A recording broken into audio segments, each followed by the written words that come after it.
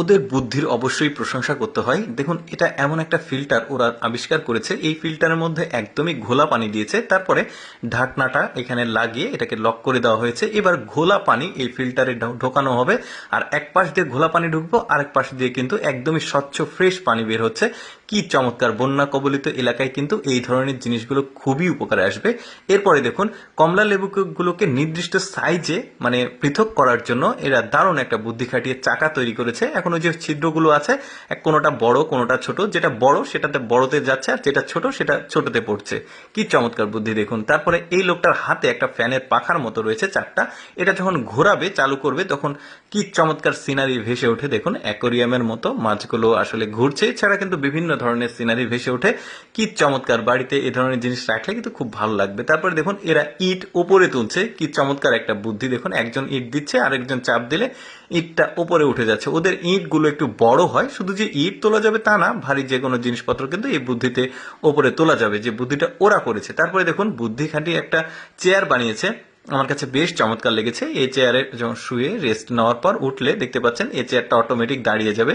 বেশ চমৎকার বুদ্ধি। তারপরে দেখুন, গাছের চারা লাগানোর জন্য দারুণ একটা বুদ্ধি এটা। যে কোনো চারা আপনি পাইপের মধ্যে দিয়ে সাইকেলের পাম্প দেওয়া হয়, ওই রকম একটা সিস্টেম আছে।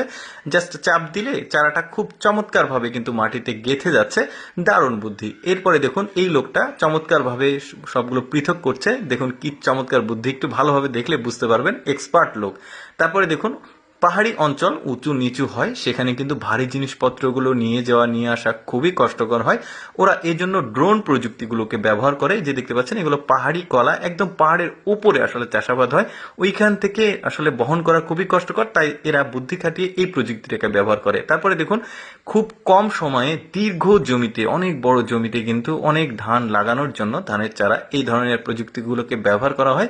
এটা সম্পূর্ণই আসলে বুদ্ধি দিয়েই তৈরি। দেখতে পাচ্ছেন একসাথে কতগুলো ধান লাগাচ্ছে, যেগুলো আমাদের এলাকাতে ধান একটা একটা করে গুচ্ছ লাগায়, অনেকটা সময় লাগে। তারপরে দেখুন, আখ ছেলানো মেশিন তৈরি করেছে ওরা। কি চমৎকার! দেখুন, সম্ভবত এটা কোনো ফ্যাক্টরির হবে, হয়তো চিনির ফ্যাক্টরি। এরপরে এটা দেখতে পাচ্ছেন কি চমৎকার একটা ঢেকি তৈরি করেছে ওরা। দেখুন, এই মোটরটা ঘুরছে, চাপ লেগে এই ঢেকিটা এখানে কিন্তু মানে এটাকে বাঁধছে। বেশ চমৎকার! এটা জাস্ট মানে নমুনা দেখিয়েছে।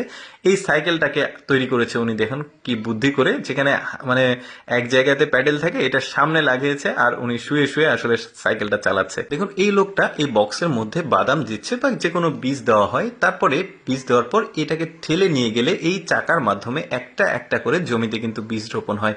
কি চমৎকার! এটাও কিন্তু বুদ্ধি খাটিয়েই বানানো। তারপরে দেখুন, এরা কত চমৎকার ভাবে কাজ করছে। দর্শক, কেমন লাগলো ভিডিওটা কমেন্ট করে জানাবেন, আর এইরকম ভিডিও প্রতিদিন দেখতে আমাদের পেজটি